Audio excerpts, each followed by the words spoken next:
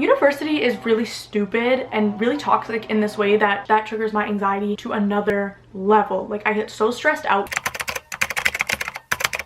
Hi everyone, welcome back to my channel, or welcome if you're new here. Welcome back to another video. I apologize in advance if you guys hear any of that yard work happening in the background. I swear I literally film once a week, and of course right when I have to film is when everyone and their mom decides to do their yard work. So I apologize for that, but I really wanted to film this video because this is a topic that is very near and dear to my heart, and it is a topic that is so important to me because it is something that has affected my life every single day, if I'm being honest. So that is anxiety, and today I wanted to share my tips on how to deal with anxiety, not only in nursing school but just in university as a whole. Of course, this video will be a little bit more tailored to nursing school and nursing students because I will discuss anxiety in clinicals and lab and how to deal with that. However, for the most part, this video should help anybody regardless of your program of study. So if you guys don't know who I am, I will be going into my third year of studies in the Bachelor of Science in Nursing program at the University of Ottawa in the fall, and I've just been documenting my journey to RN here on my channel. I'd love if you guys would hit the subscribe button and join a little family and just see where this journey of mine takes me. Today I'm going to be discussing all about my tips and tricks on how to deal with anxiety, and let's just get into it. I don't want to go too much into the background of my anxiety story because I think that can literally be a whole video of itself. However, just to preface, anxiety is genetic. It is definitely on my dad's side of the family, and it is something that kind of affected me throughout my whole life but never got to a point where it was debilitating until I was in the 11th grade. In the 11th grade, I went through a lot of things mental health wise. It was a really crazy year for myself,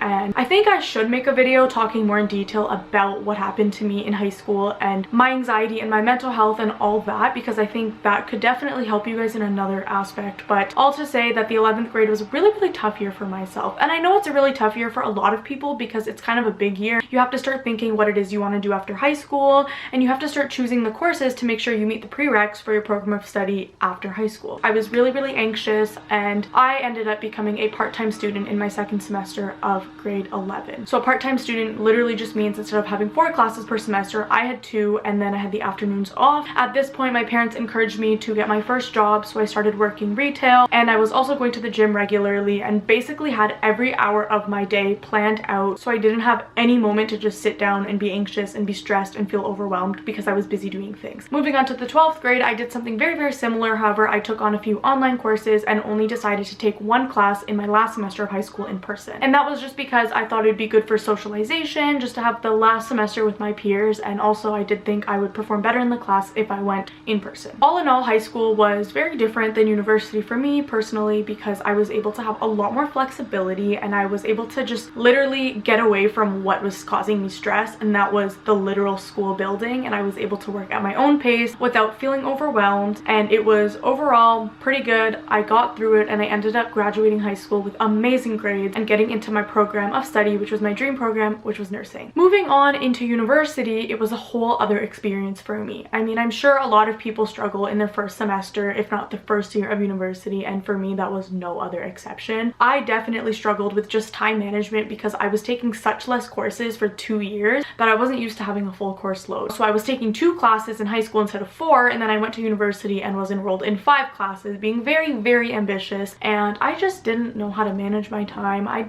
also didn't know really how to study properly. I didn't really know what worked for me. That's really loud, I'm sorry. But eventually I figured things out, so I finished first year with amazing grades, and I really figured out how to study, and then I took summer courses which were also great, and then I finished my first semester of second year, and that was amazing. I had a really high GPA. I'm not going to disclose what it is, but uottawa is out of a 10-point scale, and I was very close to that 10 is all I'm going to say. I was thriving, I was living my best life, I was doing great, and I was loving it. My second semester of second year started, and that is when things really hit the fan and I started to struggle a little bit. My anxiety was taking over, and I just had a lot more on my plate with starting a job once again and having my YouTube channel being monetized and having that become more of a part-time job as well. I was very overwhelmed. Clinicals also started. I had labs in person, and with theory and everything going on, it was a lot for me to handle personally, and I definitely felt stressed and anxious and overwhelmed. But I honestly thought that it was just going to be a little rough adjustment period for me, a little rough patch that I'd get over and I'd move on and continue to thrive as I did in the previous semester. However, that did not happen. Why is it so loud? Like, why is that so loud?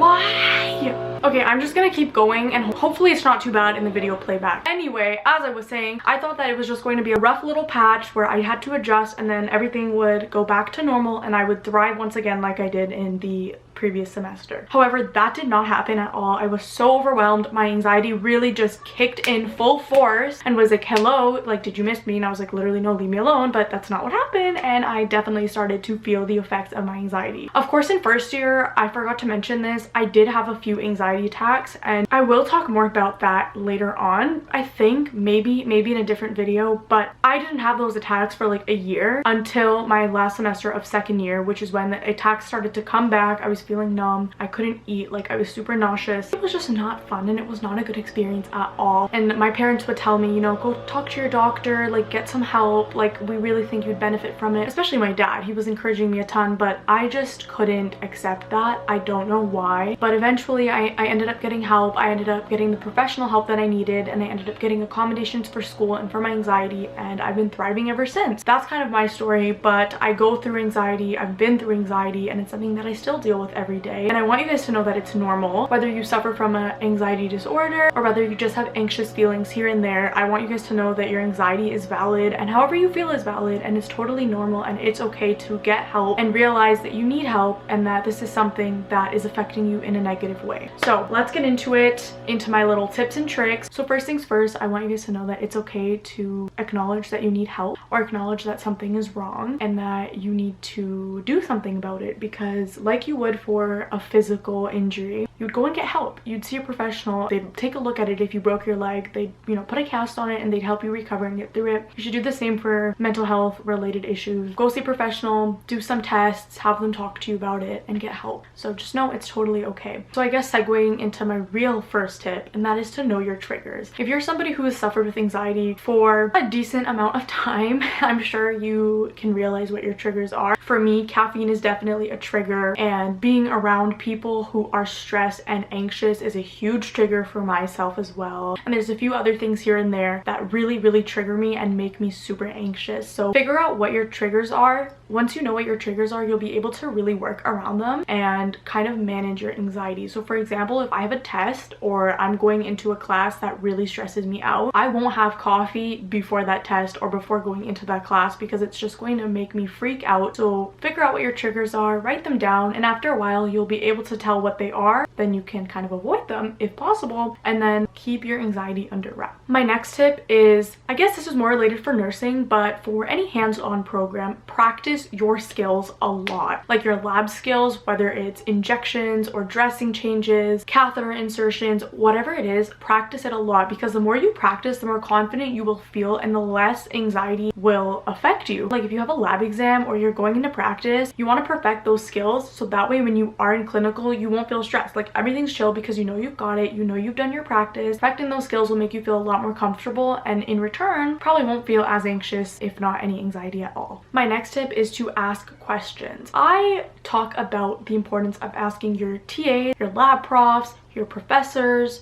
your peers, your clinical instructors. I literally emphasize how important it is to ask all those people questions, because they are there for that. They're there to answer your questions and to help you out and to facilitate your life. I mean, my clinical instructor, he was going through a lot of things in his personal life, so he was kind of on edge a lot, and not gonna lie, he was really stressed out a lot, and he would take it out on my peers, and that made a lot of them kind of nervous to ask him for help because he would just be rude or like standoffish. But I didn't let that affect me because I'm like, I need to know what I'm doing, and I would just go and ask questions, and I didn't care if he was in a bad mood, because if I need to know how to do something, I need to know how to do it, and me not knowing how to do something and dealing with the patient will cause me so much more stress and anxiety than going to ask my annoyed instructor for help. You know what I mean? I actually was in clinical, I had to take a blood glucose test on a patient and I couldn't figure out the lancet for some reason. I mean, of course I was anxious, so that didn't help either, but I knew I had to do it. I mean, vitals and blood sugar tests are really essential for diabetic patients, so I literally just walked into the hallway in the hospital, took a look around, went to the first nurse that I saw saw and was like, hey, I can't figure it out for some reason, like, can you just help me? And she helped me out, and you know, she was like, you know, you just have to do this. And she said, don't worry about it, I struggled as well when I was a new grad and a student. Don't worry about it, you get the hang of it. I felt so much better. I knew how to do it. I was able to take care of my patient, and then I didn't have the anxiety of waiting around for my instructor to come back and then him getting mad why I just didn't do anything or whatever, you know what I mean? I know you know how it is with clinical, you know, you don't want to upset your instructors. Yeah, just ask for help. People are there to help, and I know some nurses at clinical are not the nicest. It doesn't matter if they don't want to help you, if they can't help you, just go find somebody else, because if you just wait around in that room with your patient, you're just gonna get anxious, like, oh my god, my instructor's gonna get mad at me, the patient's probably like, what are you doing? I don't know what's going on, oh my god, blah blah blah. So just ask for help. People will help you. And also you can ask your classmates who are on clinical with you, like, hey, can you help me with this? I really need help. And more times than not, they'll be down to come down to your room and help you out. So the next thing is, do not surround yourself with people who inflate your anxiety. What do I mean by this? If you know somebody around you is very like high stress, anxious, on edge all the time, do not spend more time around them than you need. I learned this the hard way in first year and even in second year. You don't need to surround yourself with people who are only going to trigger you and make you feel more anxious. So of course, if you have classes with these people or you have lab with them, you know, obviously be friendly, be friends with them, but at the end of the day, part your ways, go home or go to the library or do your own thing, and they do their own, because you don't need to be around people who will just suck the energy out of you and then trigger your anxiety. Especially for me, and I know that most universities are like this, if there's a day of a midterm, people will probably get outside the classroom like 20-30 minutes before class starts and we'll start studying, talking about topics together, reviewing together, and I hate that so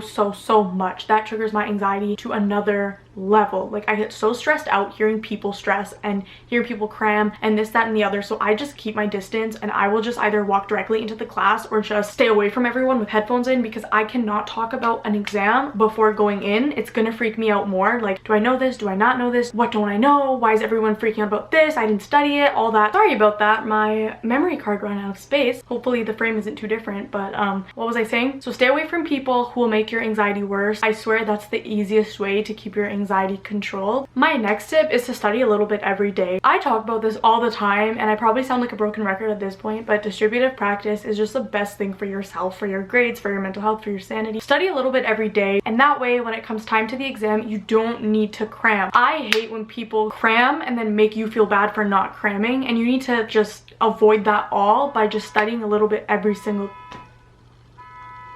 Okay, this video is a mess. I can't even be bothered anymore. I just need to continue. But study a little bit every single day. Be confident in your study plan and your study routine, and do not cram. Cramming is just the worst thing ever. I know it works for some people, but I know as an anxious person, cramming doesn't help me at all. I just end up, one, getting distracted because that's just how I am, but two, I hyperfixate on being anxious, and it's not good for me. So I like to stick to my own study routine, and that's that. And don't let anyone else tell you different. If somebody else is studying a different way, good for them. If they cram and it works, good for them, but don't let other people affect you and your studying. Just make sure you're studying a little bit every day and you'll be good to go. University is really stupid and really toxic in this way that people will critique you for anything and everything if they need to find somebody to critique. I don't even know where I'm going with this, but like, I just hate when people do that. So that's what I mean. Like, stay firm with what you're studying and be confident in your routine, and just ignore people, because once people like that come to you and you start feeling stressed out, it's game over. Your anxiety is just gonna like pop, and you're gonna have such a bad time when that person doesn't even know what they just did to you. Or maybe they do, but overall, just study every day, then you won't cram